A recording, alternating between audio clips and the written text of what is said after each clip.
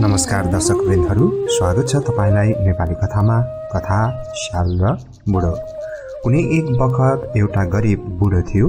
त्यसको कोही पनि थिएन। ऊ पनि अर्काको गोरु जोत्ने काम गर्दथ्यो।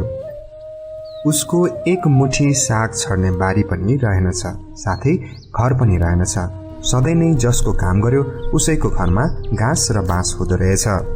त्यस्तै तरिकाले एक दिन त्यो बुढो एकजनाको गोरु जोत्न भनी 2वटा रोटी खाजा लिएर हलो जुवाका साथै गोरु समेत खेदेर बारीमा गएछ। बारीमा पुगेर 2वटा रोटी एक कुनामा राखेर बुढो गोरु जोत्न थाल्यो। गोरु जोतिसकेर जब मध्याह्न भयो, बुढो पनि गोरुलाई घाँस दिएर आफू खाजा खान भनी रोटी लिन जान्छ त रोटी बेपत्ता भइसकेको पायो।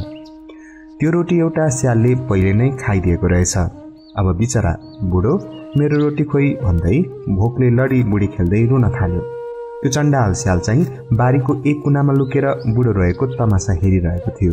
अनि त्यो दया नभएको स्याललाई पनि गरिब बुढो रोटी खोजी रोएको सही नसक्नु भएछ।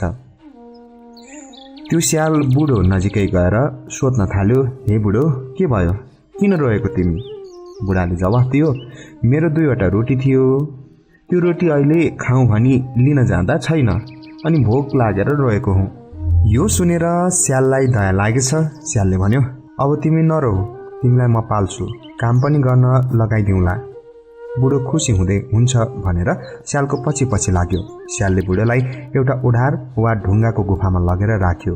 स्याल चाहिँ कुखुरा चोर्न गाउँतिर लाग्यो। स्यालले गाउँबाट सधैँ कुखुरा ल्याउँदै बुढालाई खुवाउन थाल्यो। बुढो पनि दिन पर दिन काँचो मासुले मोटाउँदै गयो। अनि आफू मोटाएको तर गुफाको ढोका सानो देखेर बुढालाई पिर परेछ र दिनदिनै बुढो फेरि दुब्लो भएर गएछ। त्यो देखेर स्यालले सोधेछ, तिमी किन यसरी दुब्लाएर गएको? तिमीलाई के पिर पर्यो? म मोटो भएँ, अब यो ढोकाबाट निस्कन सक्दिनँ भनेर पिर पर्यो मलाई। बुढोले जवाफ दियो। स्यालले सान्त्वना दिँदै भन्यो, तिमी के पिर मान्छौ? जसरी भए पनि म निकाल्ने छँदैछु नि, पिर नगर। यस्तो कुरा सुनेपछि बुढो खुसी साथ बस्यो, खायो र फेरि मोटायो। स्यालले बुढालाई गुफाबाट निकाल्यो। अब बुढो र स्याल बुढालाई केटी माग्न भनी त्यहाँबाट हिँडे। हिँड्न त हिँडे, तर हात भने रित्तो थियो। त्यसैले जाँदा जाँदा बाटामा एक गोठमा खटकुला भरि कुराउनी पकाइरहेको गोठालो फेला पर्यो। स्यालले पनि जुक्ति निकालिहाल्यो, ए गोठाला दाई, तिम्रा लैना भैँसी त्यो पारी भिरमा लडेर ठाडै मरेछन्, हेर्न जाऊ। स्यालको यस्तो कुराले बिचरो गोठालो त सास पनि नफेरी भैँसी नै मरेछ भने जाब कुराउनी भन्दै दौडेछ। स्यालले भने यतातिर मौका छोपेछ, यही हो केटी माग्ने कोसेली भन्दै सार सोर पारेर हिँडेछ। स्याल र बुढाले कोसेली त पाए, तर बुढो नाङ्गै थियो। स्याललाई समस्या त्यो आइपर्यो। तर भाग्यवश बाटामा जाँदा जाँदा एउटी आइमाई लुगा धोइरहेकी थिइन्। तिनकी छोरी पनि सँगै थिइन्।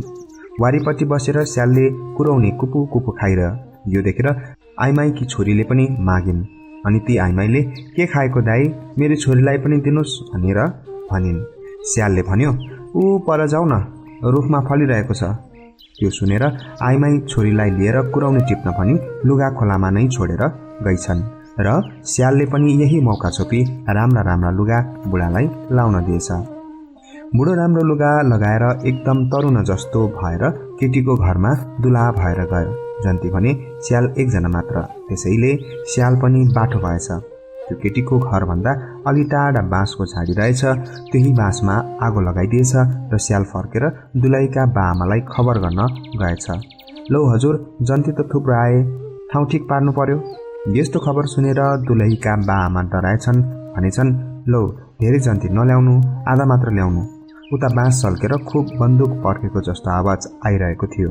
संसारो केटीका बाआमा डराए अनि भन्न थाले, जाऊ चाँडै जाऊ, जन्ती आधा मात्र आउनु भन।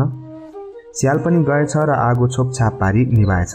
बन्दुकको आवाज पनि हराएछ। स्याल फेरि फर्केर आएछ र खबर गरेछ, लौ हजुर, आउने भए सबै आउने रे, नआउने भए कोही पनि नआउने रे। खबर सुनि सबै फर्के। लौ होस् बरु भनेर त्यो बुढालाई छोरी दिएछन्। भरिया सरिया गरेर बुढाका साथै दुलै र स्याल फर्के। अब बुढाको बिहा त भयो, तर कहाँ लगेर राख्ने? स्याललाई फसाद पर्यो। जाँदा जाँदा भाग्यवश बाटामा एक्ली बुढीको घर फेला पारेर त्यो घरभित्र स्याल पसेछ र आँगनमा खाडल खन्न थालेछ। स्यालले अब म यो खाडलमा लुक्छु, परबाट मान्छे मार्ने राक्षस आयो भन्दै खन्दै गर्दो रहेछ। बिचरी बुढी चाहिँ बाबु पहिला म पस्छु भन्दिरहेछन्। स्याल भने मै पस्छु पहिला भन्दो रहेछ। बुढी भन्दिरहेछ म पस्छु। लौ त लौ भनेर बुढीलाई त्यस खाडलमा राखेर पुरिदिएछ। यसरी स्याल बाठो भएर बुढो र दुलही त्यही घरमा सुख साथ बस्न थालेछन्। आजको छोटो र हास्य रस मिसिएको नेपाली लोककथा तपाईलाई कस्तो लाग्यो? नेपाली लोककथा विभिन्न ठाउँमा विभिन्न तरिकाले भन्ने गरिन्छ। यस्तै खालको कथा मैले पहिले पनि यसै च्यानलमा लिएर आएको थिएँ। नियमित दर्शकलाई थाहा हुन सक्छ। नयाँ दर्शक हुनुहुन्छ भने मेरो यस च्यानल कथाकै लागि बनेको हो। कथा प्रेमी दर्शकहरूले यस च्यानललाई सब्स्क्राइब गर्नुभएको छैन भने सब्स्क्राइब गर्नुहोला। हरेक बेलुकी 7 बजे म आउनेछु कथाको साथ।